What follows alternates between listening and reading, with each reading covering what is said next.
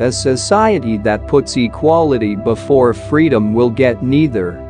A society that puts freedom before equality will get a high degree of both.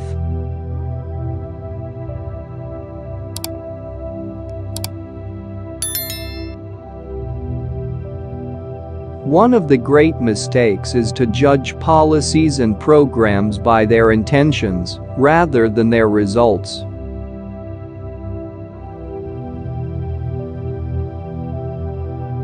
Nothing is so permanent as a temporary government program.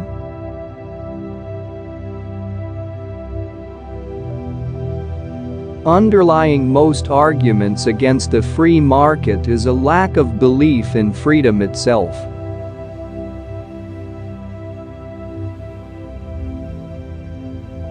I am in favor of cutting taxes under any circumstances and for any excuse, for any reason, whenever it's possible.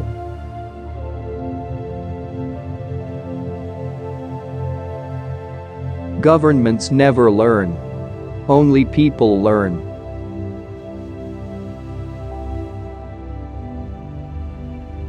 Many people want the government to protect the consumer. A much more urgent problem is to protect the consumer from the government. See, if you look at the drug war from a purely economic point of view, the role of the government is to protect the drug cartel. That's literally true.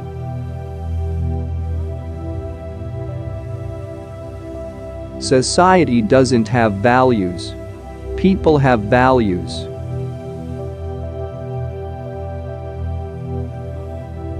The society that puts equality before freedom will end up with neither. The society that puts freedom before equality will end up with a great measure of both. Most of the energy of political work is devoted to correcting the effects of mismanagement of government.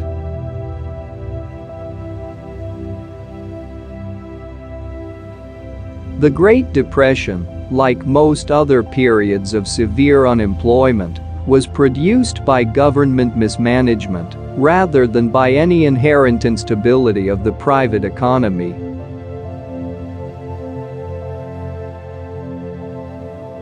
He moves fastest who moves alone.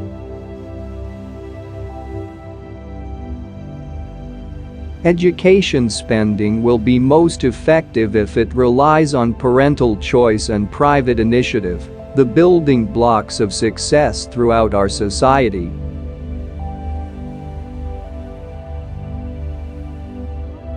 We do not influence the course of events by persuading people that we are right when we make what they regard as radical proposals.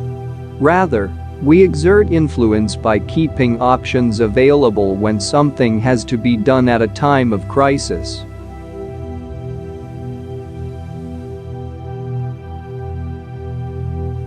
Hell hath no fury like a bureaucrat scorned.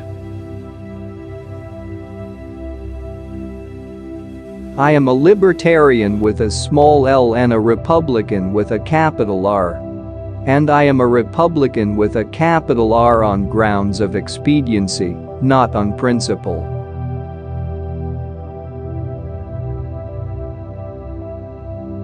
I'm in favor of legalizing drugs.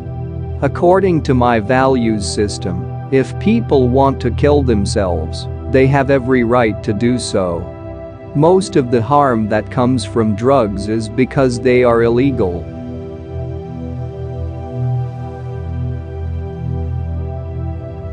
I think that the internet is going to be one of the major forces for reducing the role of government.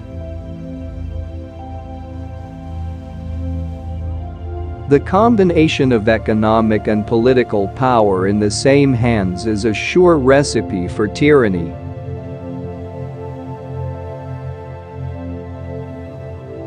Anybody who was easily converted was not worth converting.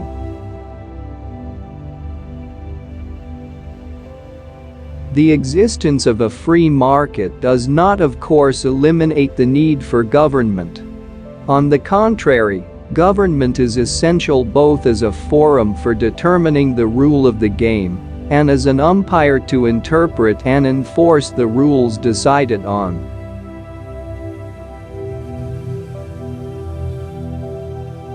There is no place for government to prohibit consumers from buying products, the effect of which will be to harm themselves.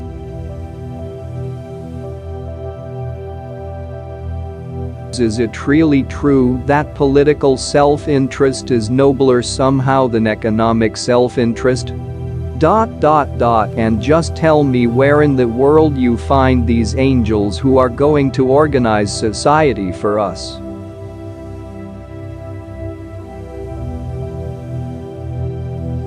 Deserves is an impossible thing to decide. No one deserves anything. Thank God we don't get what we deserve.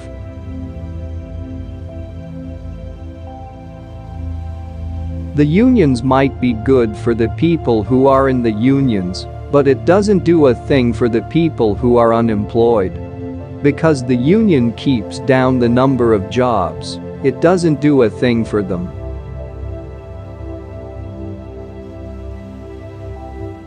I say thank God for government waste.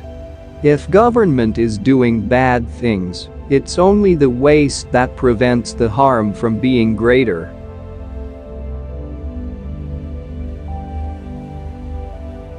With respect to teachers' salaries, poor teachers are grossly overpaid and good teachers grossly underpaid.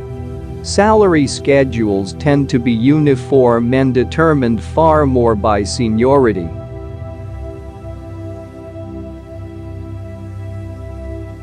Inflation is taxation without representation. Inflation is always and everywhere a monetary phenomenon. With some notable exceptions, businessmen favor free enterprise in general, but are opposed to it when it comes to themselves.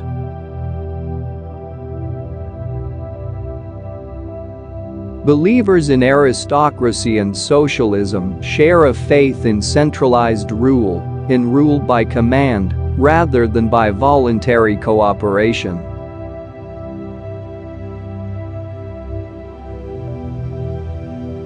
Only government can take perfectly good paper, cover it with perfectly good ink, and make the combination worthless.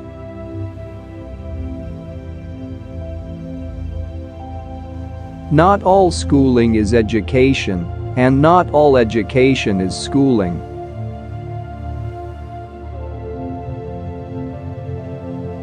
The power to do good is also the power to do harm. Those who control the power today may not tomorrow, and, more important, what one man regards as good, another may regard as harm.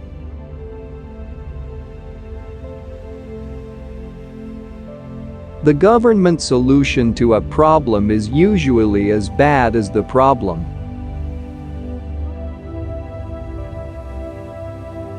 Sloppy writing reflects sloppy thinking. All learning is ultimately self-learning.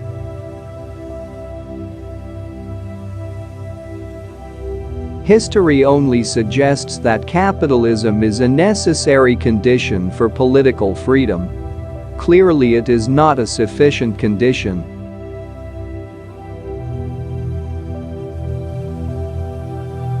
Silence was pleased. The role of government just considered is to do something that the market cannot do for itself, namely, to determine, arbitrate, and enforce the rules of the game. The most harm of all is done when power is in the hands of people who are absolutely persuaded of the purity of their instincts and the purity of their intentions.